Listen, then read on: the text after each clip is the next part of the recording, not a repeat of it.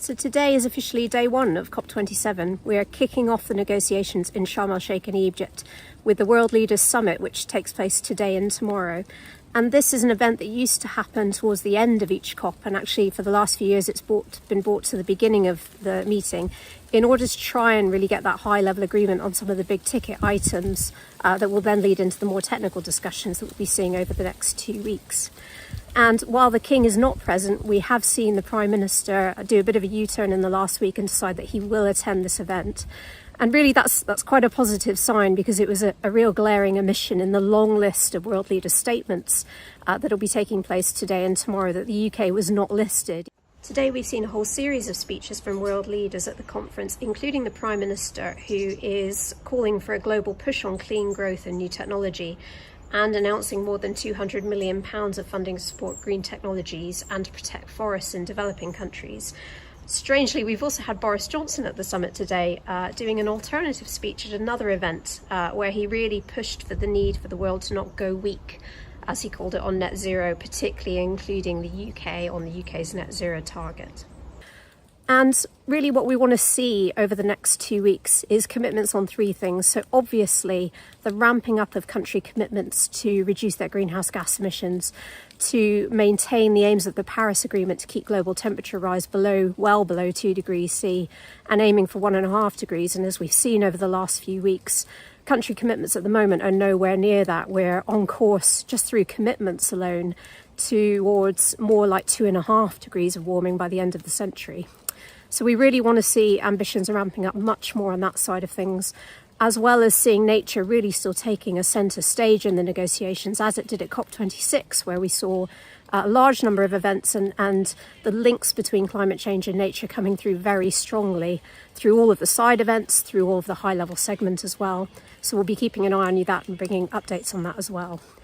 And the third thing we really like to see come through from this COP is a much greater commitment to finance, and not just through the traditional mechanisms on climate change mitigation and adaptation, but a real push on nature-based solutions to help address the climate change crisis. And this includes a recognition really at COP27 that we need to be restoring 30% of land and sea by 2030 for nature.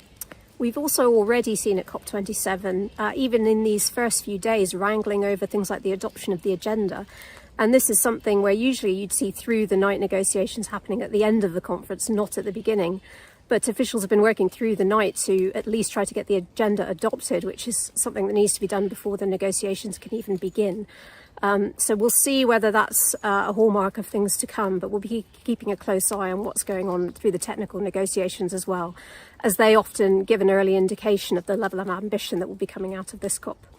And let's hope the current weather in the UK isn't an illustration of what people might be feeling over in Sharm-el-Sheikh in Egypt. So obviously we're not in Egypt this year. We're bringing you COP updates from the UK.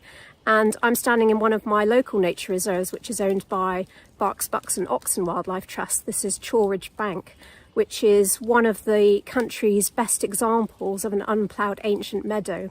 It's really well known for its anthills, for its wealth of insects, and for its bluebells in the spring, and we often come here in the spring to see the display in April and May. And like many of our nature reserves, this area is at high risk from climate change. Landscapes like bluebell woodlands might not exist into the future if we carry on the course that we're looking at the moment of more than a 2.5 degree increase in global temperature.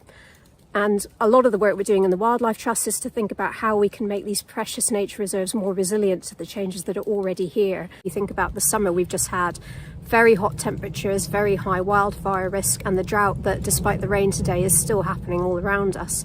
We'll need about 6 months of above average rainfall to top up the aquifers in the southeast of England and try and get back to where we would be in a normal year by next summer.